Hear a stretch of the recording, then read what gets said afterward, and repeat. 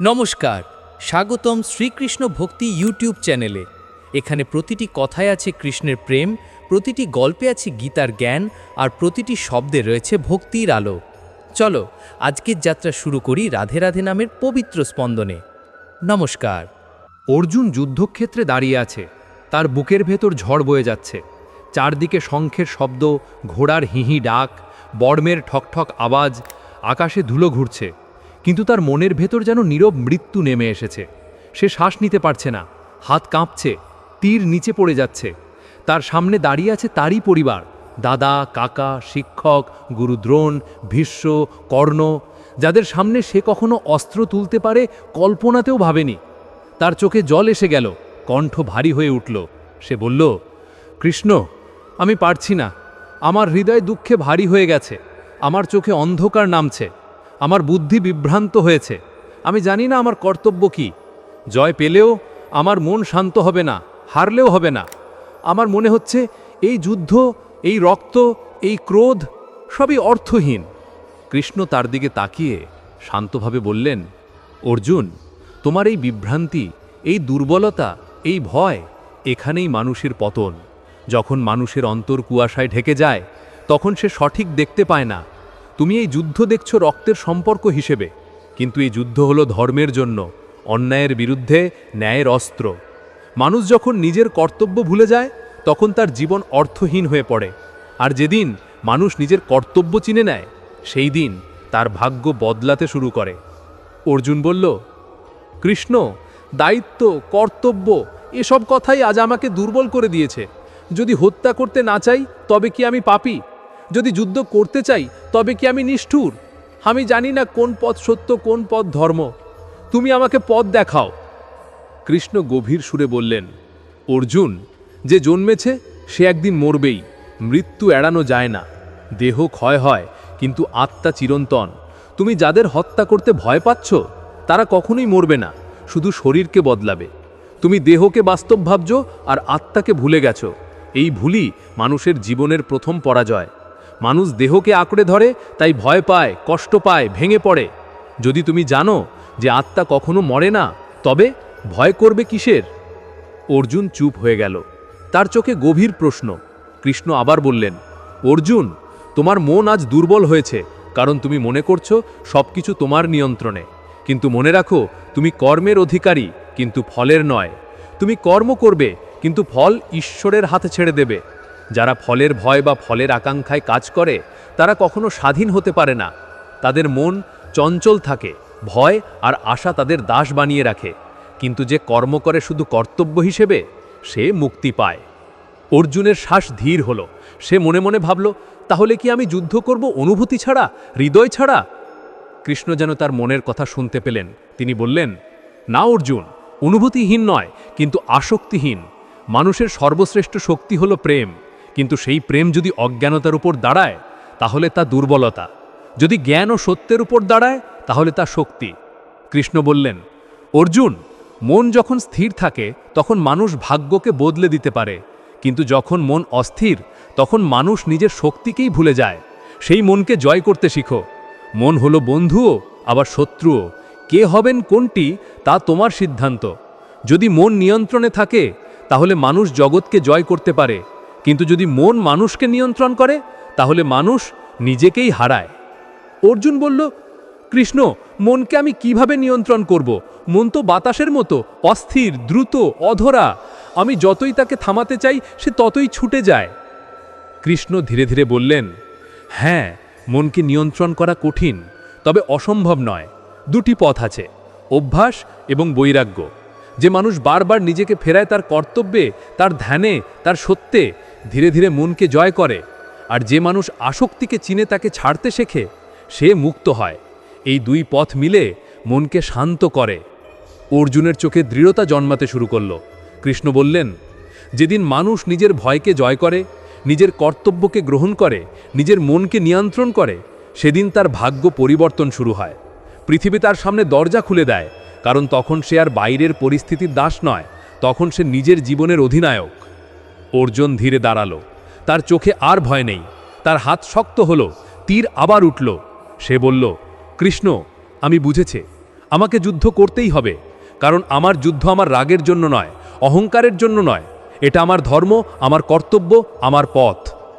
কৃষ্ণ নীরবে তার রথ চালালেন। সূর্য তলোয়ারে আলো ফেলল। যুদ্ধ শুরু হলো। কিন্তু আগে যুদ্ধটা ছিল বাইরের, এখন যুদ্ধটা হলো ভেতরের জয়ের প্রমাণ। এভাবেই প্রথম রহস্য প্রকাশিত হলো। মানুষের ভাগ্য পরিবর্তন হয় যখন সে ভয়ের কাছে মাথা নত করা বন্ধ করে এবং নিজের কর্তব্যকে গ্রহণ করে।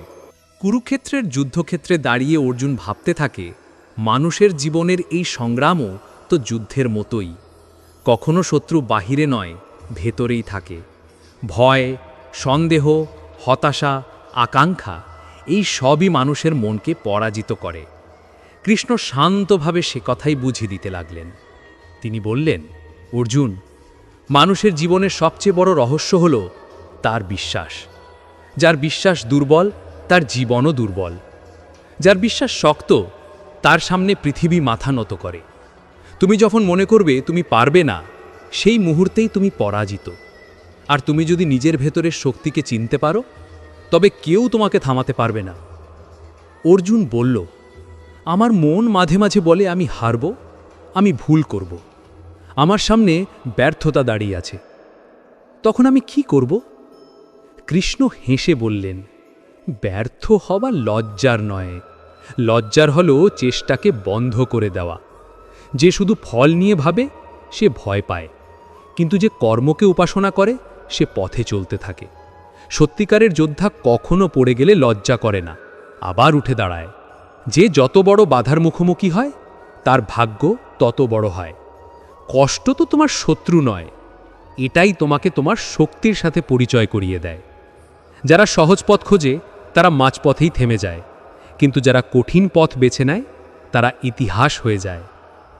অর্জুন কৃষ্ণের মুখের দিকে তাকিয়ে যেন নতুন আলো দেখতে পেল। কৃষ্ণ বললেন, মানুষ ভাবে ভাগ্য তার হাতে নেই, কিন্তু ভাগ্য তৈরি হয় সিদ্ধান্ত থেকে, কর্ম থেকে, সাহস থেকে।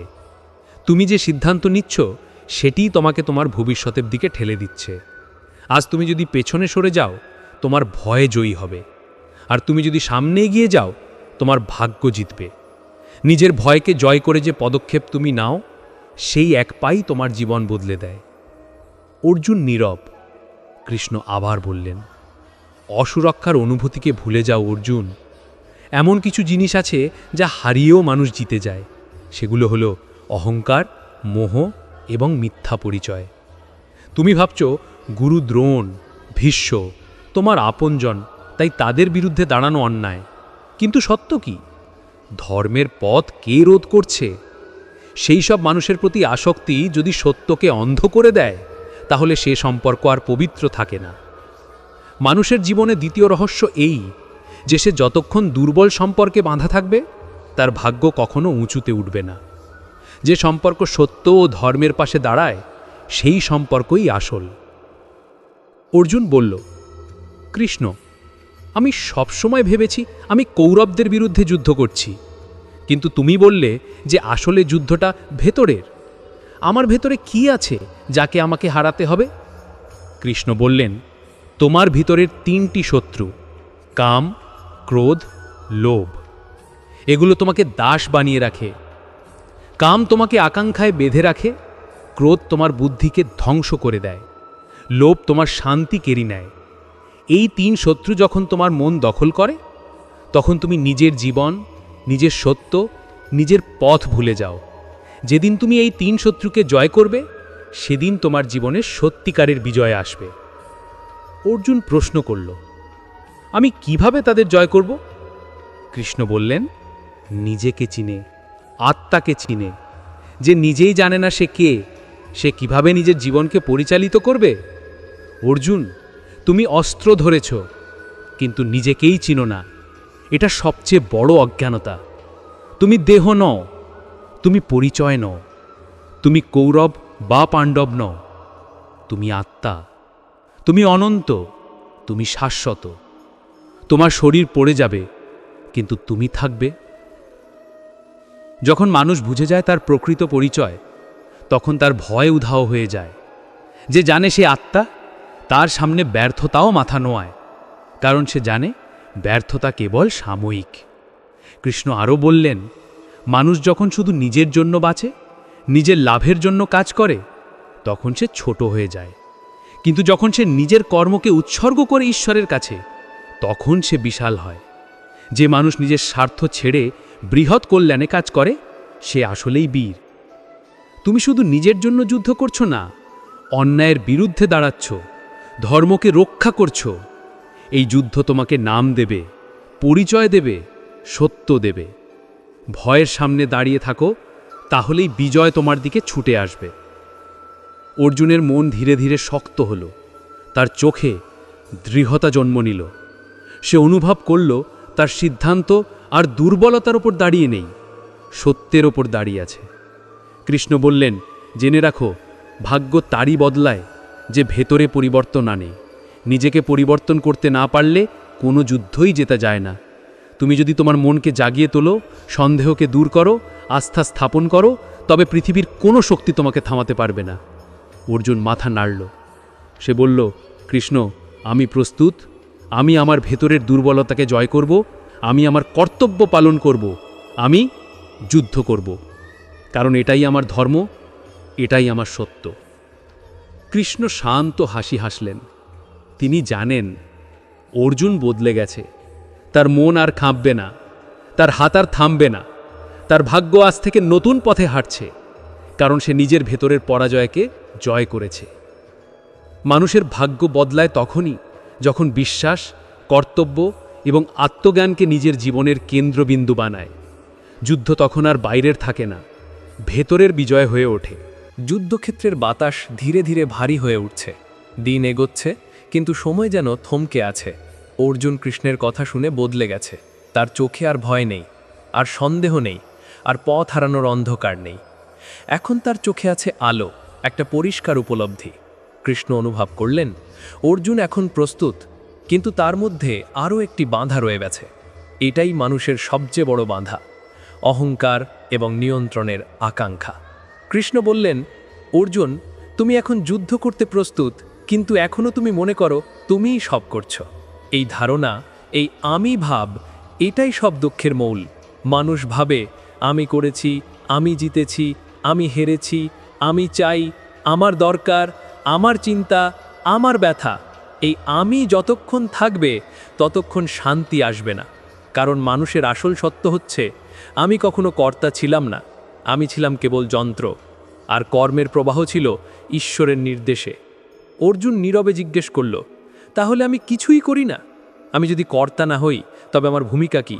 কৃষ্ণ কোমল কঞ্চে বললেন, অর্জুন, তুমি কর্তা নও, তুমি স্রেফ কর্মের মাধ্যম।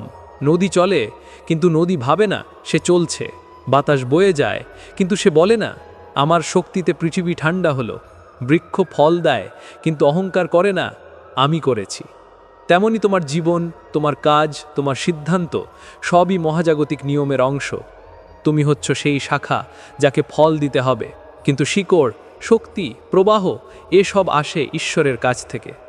অর্জুন শুনল, কিন্তু সেই সত্য পুরোপুরি বুঝে উঠতে পারল না।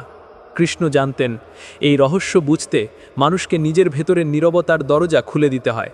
বাইরে থেকে বোঝানো যায়, কিন্তু ভেতর থেকে উপলব্ধি করতে হয়। কৃষ্ণ এবার গভীর স্বরে বললেন, যেদিন মানুষ এই 3 জিনিস গ্রহণ করবে, সেদিন তার ভাগ্য সম্পূর্ণ বদলে যাবে। প্রথমত, সে বুঝবে ফল আমার নিয়ন্ত্রণে নয়। দ্বিতীয়ত, সে জানবে আমি কর্ম করব, কিন্তু আসক্তি ছাড়া। তৃতীয়ত, সে উপলব্ধি করবে আমি আত্মা, দেহ নয়। যদিও এই কথা সাধারণ শোনায়, কিন্তু বাস্তবে এগুলোই জ্ঞানের দরজা খুলে দেয়। কৃষ্ণ আরও বললেন, অর্জুন, তুমি যখন এই জ্ঞান নিয়ে কাজ করবে, তখন তুমি যুদ্ধ করবে, মানুষ তোমাকে দেখবে, তুমি অস্ত্র ধরবে, কিন্তু তোমার অন্তরে নীরবতা থাকবে। বাইরে যুদ্ধ, ভেতরে শান্তি। বাইরে কর্তব্য, ভেতরে ঈশ্বর। বাইরে কাজ, ভেতরে সমর্পণ। এই অবস্থাকে বলা হয় যোগ। এবং যে মানুষ যোগে স্থির হয়, সে জীবনের ওঠানামায় আর কাঁপে না। সাফল্য তাকে উড়িয়ে নিয়ে যায় না, ব্যর্থতা তাকে ভেঙে দেয় না। তার মন সমান থাকে, কারণ সে জানে আমি কর্ম করি, ফল ঈশ্বর ঠিক করেন। অর্জুনের চোখ ধীরে ধীরে ভিজে উঠল, কিন্তু এটা আর দুর্বলতার জল নয়, এটা জাগরণের জল। সে বলল, কৃষ্ণ, এতদিন আমি ভেবেছি জীবনের যুদ্ধ বাইরে, কিন্তু আসলে যুদ্ধ ছিল ভিতরে। আমি ভেবেছিলাম ভাগ্য অন্যরা ঠিক করে দেয়, কিন্তু এখন জানি ভাগ্য সৃষ্টি হয় মন, সিদ্ধান্ত ও আত্মজ্ঞান দিয়ে। আমি ভেবেছিলাম আমি একা, কিন্তু এখন জানি তুমি সর্বত্র। কৃষ্ণ ধীরে মাথা নাড়লেন এবং বললেন, যেদিন তুমি বুঝবে আমি তোমার ভিতরেই আছি, সেদিন তোমাকে আর খুঁজতে হবে না। আমি দূরে নই, আমি তোমার নিঃশ্বাসে, তোমার কর্মে, তোমার নীরবতায়, তোমার সত্যে।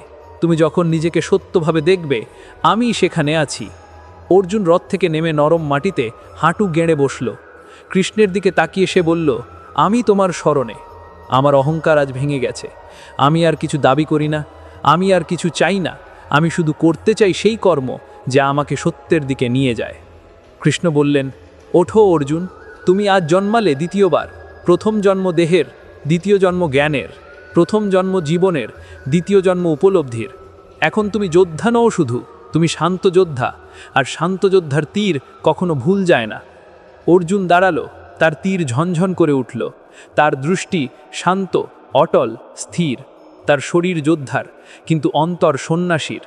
যুদ্ধ তখনও শুরু হয়নি, কিন্তু যুদ্ধের ফল তখনই নির্ধারিত হয়ে গেছে।